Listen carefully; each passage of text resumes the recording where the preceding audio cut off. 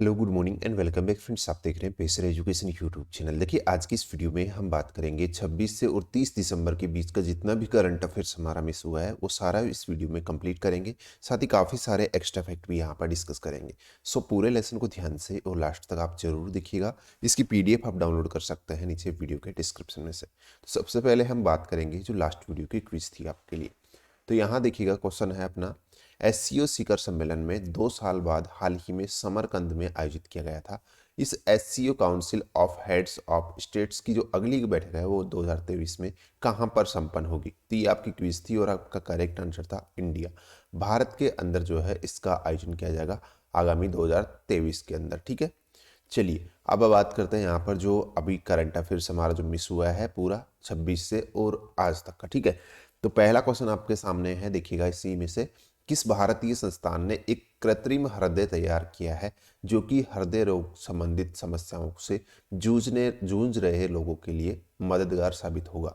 तो यहाँ पर करेक्ट आंसर होगा आपका आईआईटी कानपुर। देखिएगा आईआईटी कानपुर ने एक आर्टिफिशियल मतलब कि हार्ट जो है वो यहाँ पर डेवलप किया है। इस आर्टिफिशियल हार्ट का जो उद्देश्य होगा, जितने भी जो हमारे देश के अंदर जो हृदय रोग से संबंधित जो समस्याओं से जो लोग जूझ रहे हैं उनके लिए जो है ये काफ़ी मददगार होने वाला है। तो ये आईआईटी कानपुर के द्वारा विकसित किया गया है। फिर देखिएगा अगला अपडेट है अपना, किसने मेडिकल कॉलेज के छात्रों को मनोवैज्ञानिक सहायता प्रदान करने हेतु मना नाला नला थरवु मंद्रम या मनम योजना शुरू की है। तो ये मनम योजना जो है ये किसके द्वारा शुरू की गई है? तमिलनाडु सरकार के द्वारा। आंसर होगा आपका सी वाला ऑप्शन।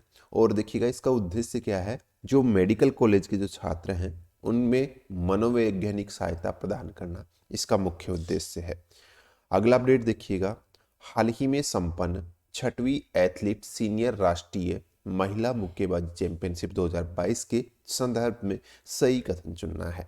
तो अभी देखिएगा 20 से 26 मतलब कि दिसंबर के बीच में ये छठवीं एथलीट सीनियर राष्ट्रीय महिला मुक्केबाजी चैंपियनशिप जो है अभी संपन्न हुई है। और पहला ऑप्शन बोल रहा है कि इसका आयोजन जो है भोपाल का मेजर ध्यानचंद स्टेडियम में किया गया है। तो बिल्कुल सही है यहाँ पर पहला ऑप्शन अपना।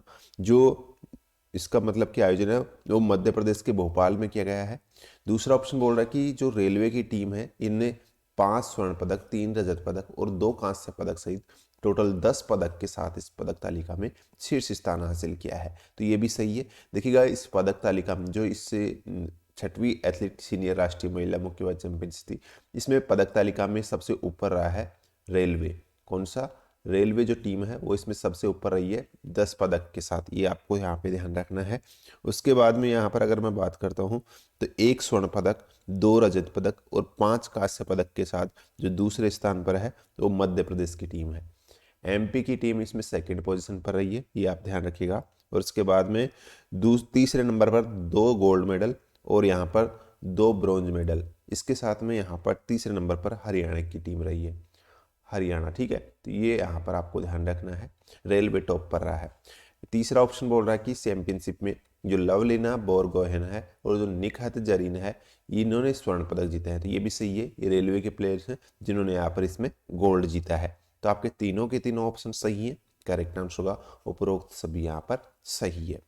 अगला अपडेट यहाँ पर देखिएगा अपना, देखिएगा अगला अपडेट है अपना, राष्ट्रपति विद्या देवी भंडारी ने पुष्प कमल दहल को किस देश के प्रधानमंत्री के पद हेतु गोपनीयता की शपथ दिलाई है? तो करेक्ट आंसर होगा आपका नेपाल। देखिएगा नेपाल के नए राष्ट्रपति एक बार पुनः किसे चुना गया है? पुष्प कमल दहल को चुना गया। यहाँ पर इंपॉर्टेंट डेटा है क्योंकि हमारा पड़ोसी कंट्री भी है, ध्यान रखिएगा। और इनके जो गोपनीयता की शपथ है, पद और गोपनीयता की शपथ है, हाल ही यहाँ के जो राष्ट्रपति हैं विद्या देवी भंडारी इनके द्वारा दिलाई गई है। ठीक है, तो ये भी आपको यहाँ पर ध्यान रखना है। नेपाली रुपया यहाँ की जो है करेंसी है और काठमांडू नेपाल की कैपिटल है, काठमांडू। ठीक है, तो सॉरी काठमांडू। ठीक है, तो ये पॉइंट भी यहाँ पर आपको ध्यान रख लेना है। चलिए अगला अपडेट देखते हैं। हाल ही में रक्षा मंत्रालय ने भारत की पहली पारंपरिक अर्ध बैलिस्टिक मिसाइल ब्लैंक स्पेस की खरीद को मंजूरी दे दी है। तो इस मिसाइल का नाम आपसे पूछा गया है और करेक्ट आंसर आपका परले हो जाएगा। देखिएगा परले नाम की एक भारत की पहली अर्ध बैलिस्टिक मिसाइल है ये, जिसकी खरीद को हाल ही जो हमारा रक्षा मंत्रालय उसने मंजूर दे दी है। देखिएगा यहाँ पर इस परले की मैं बात करता हूँ तो ये एक आप कह सकते हैं जिसको हम शॉर्ट में बोलते हैं SRBM, यानी कि short range ballistic surface to surface missile है, ये आपको ध्यान रखना है। और इसकी अगर बात करते हैं तो ये सतह से सतह मार करने में सक्षम है, ठीक है, ये आपको यहाँ पर ध्यान रखना है। और इसकी रेंज की अगर मैं बात करता हूँ तो इसकी जो रेंज है वो कितनी है, वो है 150 से और 500 किलोमीटर तक जो है इसकी रेंज है, ये भी आपको यहाँ पर ध्यान रखना है, ठीक है। और अगर यहाँ पर देखिएगा परले की बात करता हूँ तो ये सेना की सूची में जो है सतह से सतह मार करने वाली सबसे लंबी दूरी की मिसाइल बन जाएगी, ये भी आपको यहाँ पर ध्यान रखना है। अब तक की जितने भी जो मिसाइल से सेना के अंदर जो शामिल है उनमें सतह से सतह मार करने वाली ये सबसे लंबी दूरी की मिसाइल होगी, जिसकी रेंज आपके सामने है, ठीक है। तो ये डेटा आपको यहाँ पर ध्यान रखना है।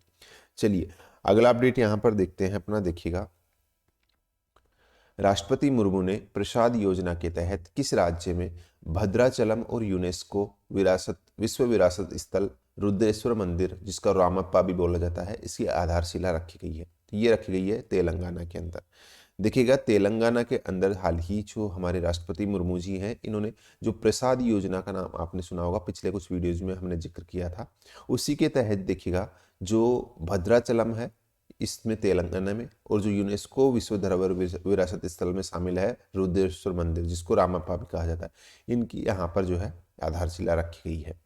फिर देखिएगा अगला अपडेट है अपना, पहला अंतर्राष्ट्रीय समुद्र तट महोत्सव या फिर इसको कहता है बेकल इंटरनेशनल बीच फेस्टिवल इसको कहा जाता है, किस राज्य में आयोजित किया गया है? तो ये आपका केरल के अंदर, आंसर होगा आपका ए वाला ऑप्शन केरल।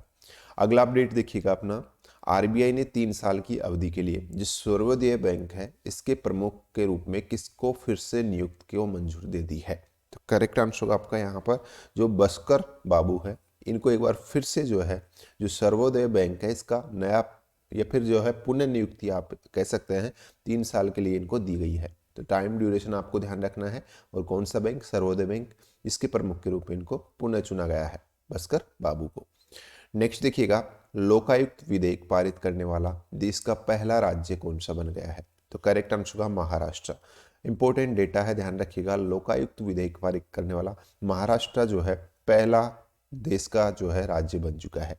देखिएगा इसके अंदर अब क्या होगा कि जो मुख्यमंत्री और जो मंत्री परिषद है इसको भी जो है भ्रष्टाचार विरोधी लोकपाल के दायरे में लाया जाएगा, ये ध्यान रखिएगा। जो सीएम है और जो मंत्री परिषद है, ठीक है, उसको भी अब यहाँ पर जो है लोकपाल के दायरे में शामिल किया जाएगा, और ऐसा करने वाला ये देश का पहला देश का पहला राज्य बन चुका है, ये आपको यहाँ पर ध्यान रखना है, ठीक है।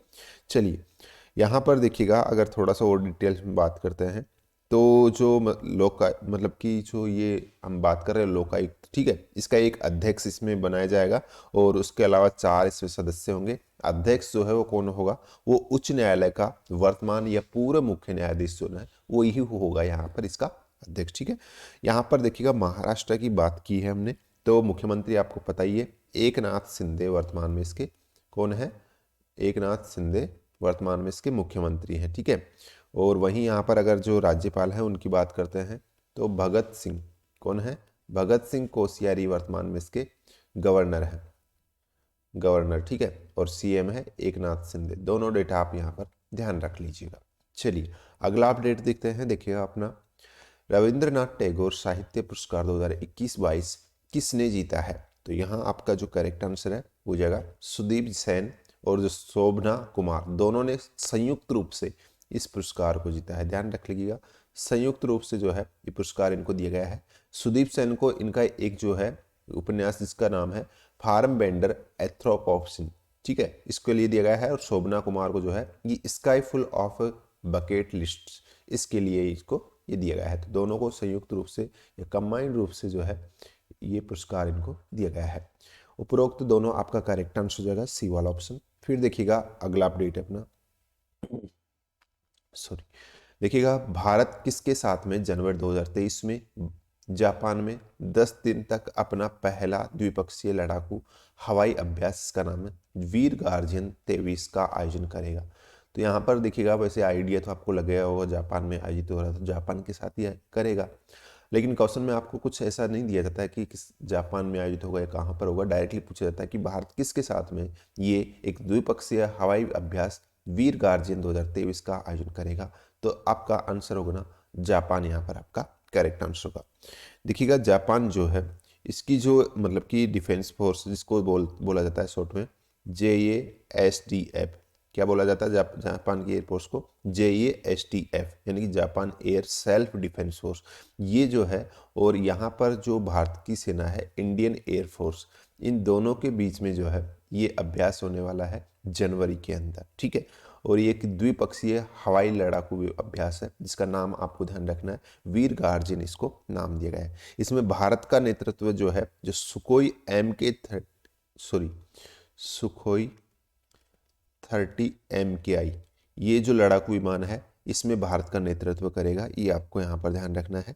साथ ही यहाँ पर देखिएगा भारत जापान की ये युद्ध अभ्यास की बात हुई है, तो कुछ अन्य पहले से जो चले आ रहे हैं युद्ध अभ्यास है भारत और जापान के बीच में, उनके नाम एक बार मैं आपको यहाँ पर बता देता हूँ। अभी पिछले टाइम पे एक जिमेक्स हुआ था, जिमेक्स का मैंने आपको बताया था। जिमेक्स जो है ये किसके बीच का है? ये आपका भारत जापान के बीच का है।